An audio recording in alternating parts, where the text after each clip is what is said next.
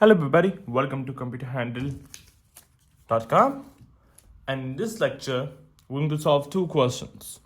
Alright, revising all the concepts which we had done in this chapter lately. Alright, and I would again and again encourage you that if you really want to strengthen your base of programming via pseudocode, please practice a lot to cement your concepts together. All right, so then you might not face any trouble learning a programming language later on. All right, so let's start solving the first question.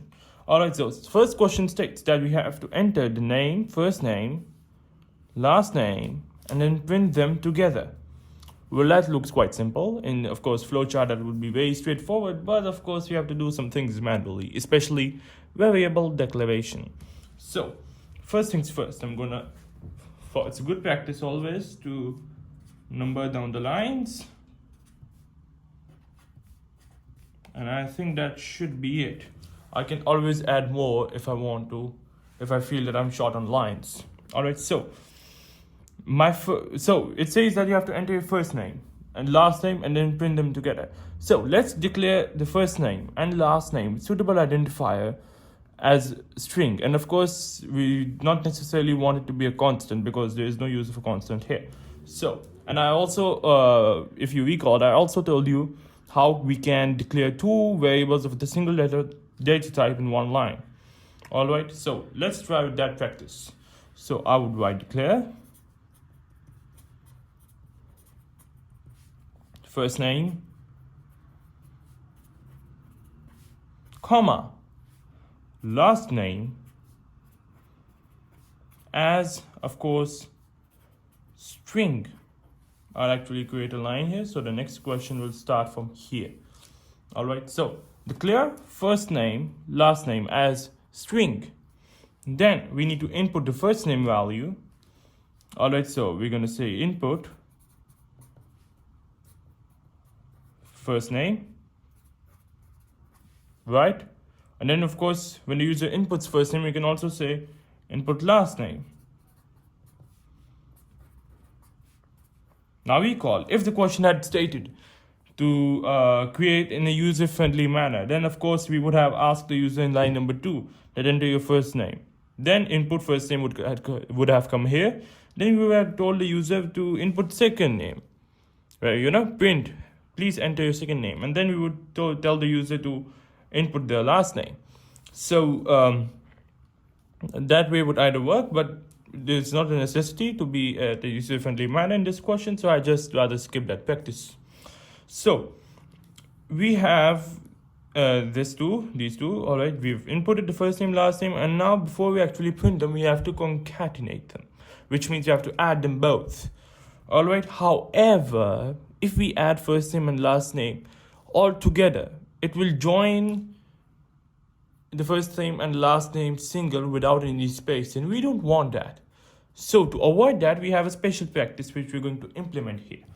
So first of all, let's concatenate these. All right, and we can simply say print first name plus last name, and I'll actually store it in a third variable, which unfortunately I have forgot to declare. I can declare it later because it's not being used.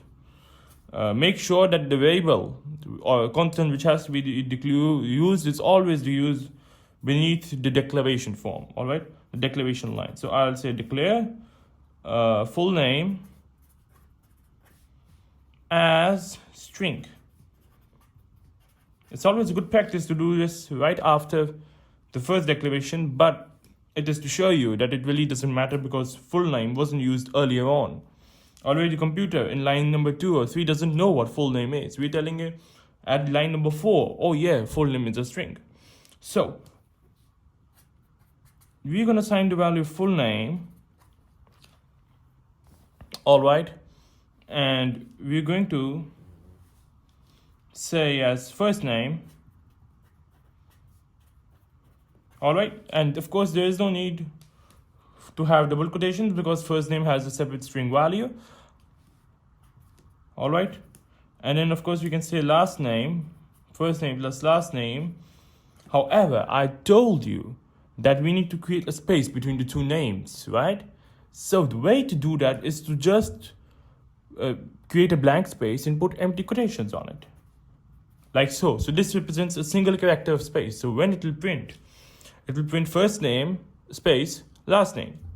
All right, and of course we can do this. We can add in the first name, the last name, which have values set by the user, and then we can add a definite string right onto it. Simple as what we do in the variables, right? Like this, x plus 5. It's a definite value, and this is a variable. This is the same thing we're doing here. This is a definite value, but this is a variable.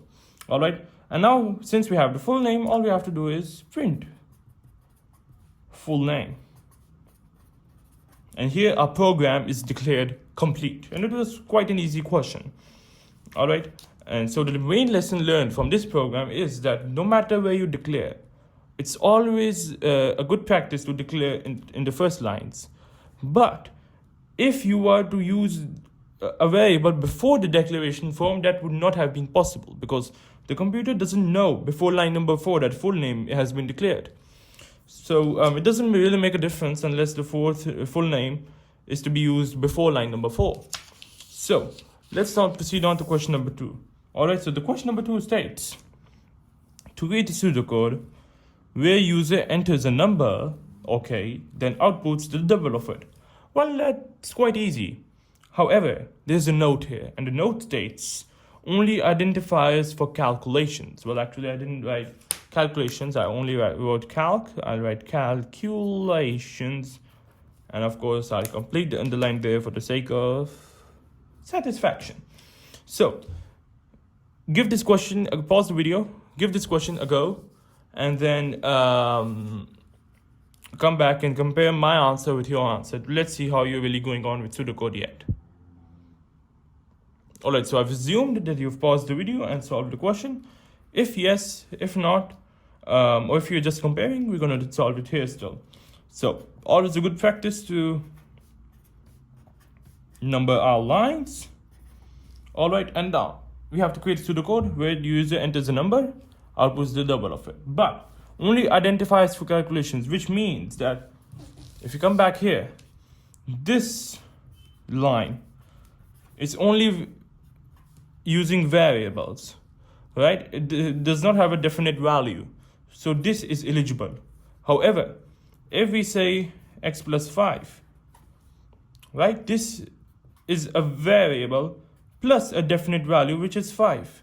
So this is not eligible, which means that we need to first, before we ask the user, we need to store the value of 2 into a variable. And of course, the number of 2 will not be changed. It's always a good practice to then declare it in the form of constant. And that's what we're going to do here. So the first line, of course, without any doubt, will be declaring a suitable identifier, of course. Let's say we use the word double, right? Double means 2. All right, so that really makes it sort of meaningful. Declare. However, yeah, quick thing. Double is a data type on its own. We can't use double on its own. All right, so we have to use a special character before the actually first D of the double to indicate to the computer that this is a variable name. This is not the double data type. So it won't confuse or give you an error. So instead of double, what we can write is just D double. You know, it's double, but you can't write double in single form. So that's why we included the double D. All right, and of course, this again makes it meaningful. Of course, you can have TWO2 instead of this, but really doesn't make a difference. All right, so we have declared double as the value of constant. All right, it will be constant. And then the data type of the double, the D double, actually I call this the D double to avoid confusions. It will be, of course, an integer because we know beforehand the value it's gonna carry. All right, and of course, when we know it, we will quickly assign the value of 2 to D double. So D double will have the new value of 2 now. All right, and now this means to it cannot be changed throughout the program because it is declared as constant. Now let's proceed on to the rest of the question. So we have to enter a number. All right, so we need to declare another variable, this time a variable, not a constant, and then we need to output the double of it. Then we need to use the d double to output the program. So we're going to declare another variable. Declare, let's suppose the number be number 1, make it meaningful, as integer. Actually, we'll use real because the number can also be a decimal. All right. So yeah, it really makes it more meaningful, right? So, and then of course we need to double it. So I will also declare, actually there is no need to declare. I can just write directly print,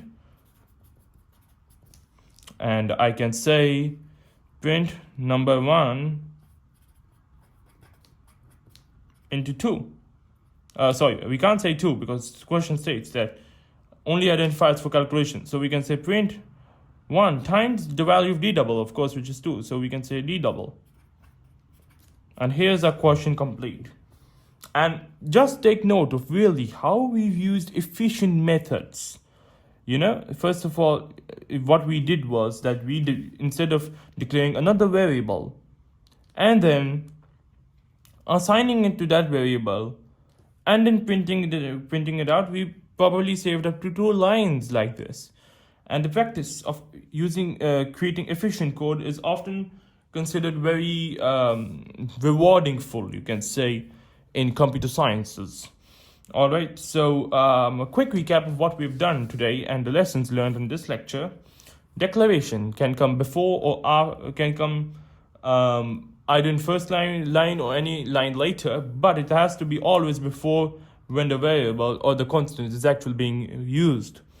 All right, and then the second one, yes, we can, of course, like we do in the integer, like this, that we have a definite value. We can do the same with strings, that we have a definite value of a string. This can of course be B, C, D, any character, any series of strings, but I just chose to be a single character of an empty string.